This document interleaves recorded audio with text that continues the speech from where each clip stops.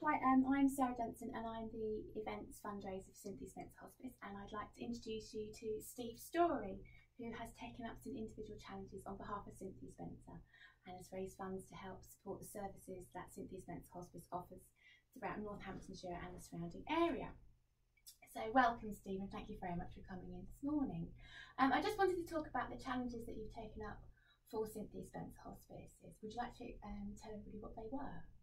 I did the London to Paris ride first of all back in 2014, and a few weeks ago I've just completed the London to Amsterdam cycle ride. Blimey, and what were those challenges like? Extremely enjoyable. I decided that I wanted to do the London to Paris a few years ago because I'd reached a time in my life, 50 years old, and I wanted to set myself a target. So that was the whole point in doing the cycle ride. Running was out the question because my knees couldn't stand it, and I thought cycling, that's going to be the way forward for me. So what was your motivation for actually taking up the challenges for Cynthia Spencer Hospice? 7 years ago, we lost our niece to cervical cancer when she was very young. She was only 27 years old, and my wife has always carried out functions and raised money and works here as a volunteer on a Thursday afternoon in the shop. And she'd done a lot, and I thought, well, it's about time I stepped up to the mark and I did something for Cynthia Spencer Hospice. And reaching that stage in my life where I wanted to do something that was going to be enjoyable to me and raise lots of money was the goal. Could you tell us a little bit about each of the cycle races? So London to Paris, what was that like? London to Paris, I'd done a fair bit of training beforehand. I'd done everything that I was supposed to have done, but still the ride itself, the first day when you ride through the Kent countryside, and it's absolutely glorious, and the sights you get to see is absolutely fantastic. The next day you ride from Paris up to Abbeville, quite hilly and challenging. It's not an easy ride, but it's not. If you've done the training beforehand, you won't have a problem doing it. It's 265 miles. Spread out over the 4 days, but the feeling when you get to the Eiffel Tower is unbelievable. Very emotional when we got there. It made me reflect on not just the previous 4 days, but also on Sammy, who we'd lost, and it made me feel extremely proud. Moving on, we had a year off of we still carried on cycling, but then we set ourselves a new challenge, and we wanted to set ourselves a challenge that was even harder. So London to Amsterdam, which is over 400 miles, you take the same route again from Crystal Palace down to Dover. Lovely ride again, very enjoyable. When you get on the other side, cycling through, going through the 4 countries to finally end up in Amsterdam was absolutely fantastic. And we stayed in some lovely places along the way as well, going to Bruges.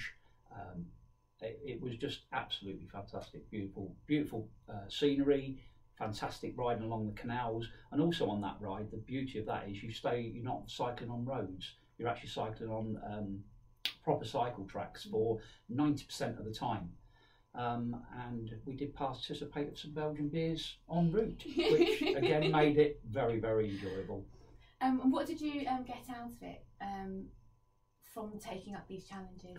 From a personal point of view, keeping fit. When you've got a goal like that, you know that you can't get up on a Sunday morning and say, oh, I won't bother going cycling today because I don't need to. You have to go and do the training. If you don't do the training, you will struggle. You must probably still be able to complete it, but you'll be in a fair bit of pain. Whereas we found it, my partner of riding, Stuart, me and Stuart did a lot of training beforehand, and it made it very, very enjoyable when we were over there because you can put the miles. I mean, some days you're doing 120 miles in a day. You have other days where you're doing less, but when you're doing that sort of cycling, you need to have done the training beforehand. And would you encourage people to take up these types of challenges, be it a cycling challenge or a trek? Would you think it's something that anybody can do as long as they... Anybody can do any of the challenges that Cynthia Spencer have. providing they do the training beforehand.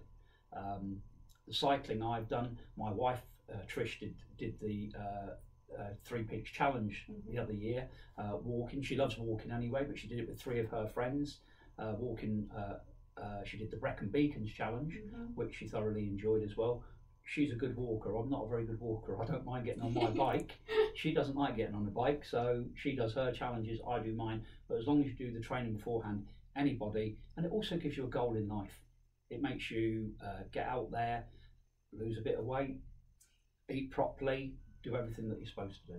Would you take up another challenge and help raise funds for As we're sitting here speaking, I'm looking and trying to find out what we're going to do next. So I've done 265 miles, I've done over 430 miles. Next challenge we're looking to see, maybe if we can get up to 500 or 600 miles. Blimey, that's absolutely fantastic. And so far from both the challenge, I know that you've raised well over £3,000, £3,000, if not even more. So as soon as I know, I will let you know. But thank you very much for taking your time today, and I look forward to hearing from you very soon about your next cycling challenge. Thank you very much, Steve. Cheers.